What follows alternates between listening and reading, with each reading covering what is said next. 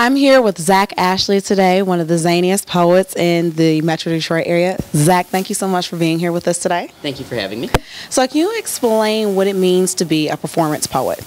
Performance poetry is written more with the idea of performing it for an audience in mind. So your focus is more on how it's going to sound as opposed to necessarily how it's going to look on a page. Typically, performance poetry is not as big on the deeper meanings of things, which is to say that usually for a performance poem, the audience will get a pretty clear idea on what your intended statement is with the poem the first time they hear it. So explain to us your creative process then.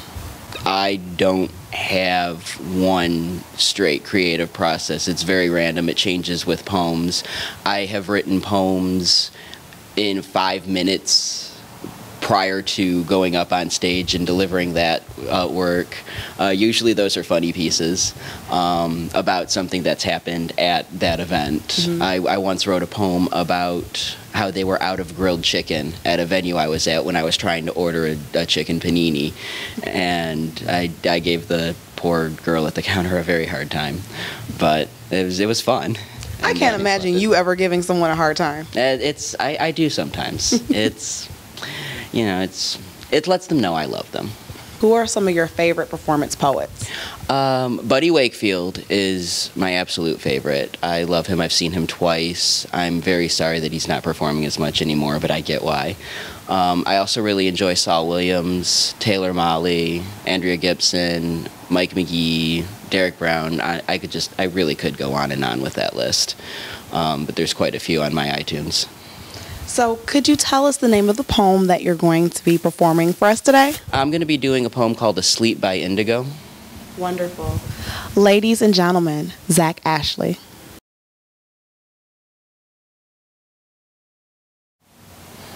Long before I knew that L, G, B, and T were anything more than letters of the alphabet, I loved rainbows.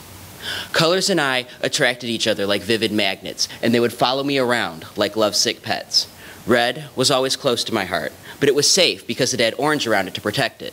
Blue made its home in my head, yellow hung out around my hands, green kept my feet forever moving, and indigo wove its way through me like an almighty life force. Before bed, when other kids were saying prayers they didn't really understand or maybe telling God what they wanted for Christmas, I was going on adventures through rainbows miles long. I floated through the mist of colors, letting each pigment mix with the one before, saturating my soul until it looked like it had been spray painted by dysfunctional deities.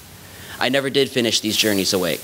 I was always asleep by the time I hit indigo, and past indigo was violet, where my dreams lived. As long as I was in this cradle of consummate color, I was invincible. But somewhere along the way, something convinced me that I needed to outgrow my glow, the way leaves outgrow their trees, and I have been falling ever since, floating further away from everything fantastic. Damn it, I used to have superpowers. I used to see amazing things, not just my own colors. I used to see shaded stains on everybody, people walking down the street leaving tinted trails behind them, the whole world so full of pure brilliance. It was an astounding experience just walking out the front door. I used to love everyone I met. I used to mean it when I smiled. I used to be amazing. There's no orange left around my heart now. I upgraded to this cold gray, built a wall so thick no rainbow will ever reach it, and I keep myself busy so that I never have to think about it. I intentionally overload my schedule so that I'm always running off in every direction, except up.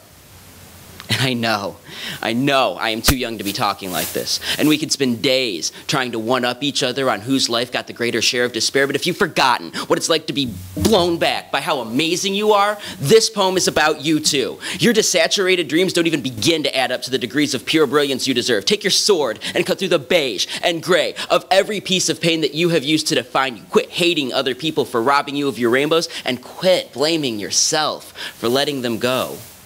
Do you remember what it was like to float? Do you remember what it was like to see colors so pure they made you believe in a God? Well, I almost do too.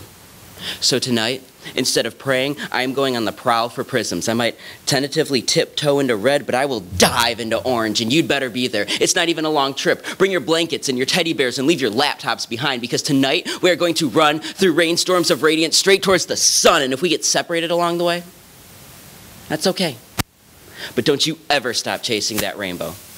When you get there, I'll be waiting for you. Won't even be hard to recognize me. I'll be the heart full of red, blue on my head. I will be waiting for you just past indigo. I will take your hand, and we can voyage together into violet, followed by everyone that we have forgotten how to love. You don't even have to sleep. Just remember how to dream. Thank you.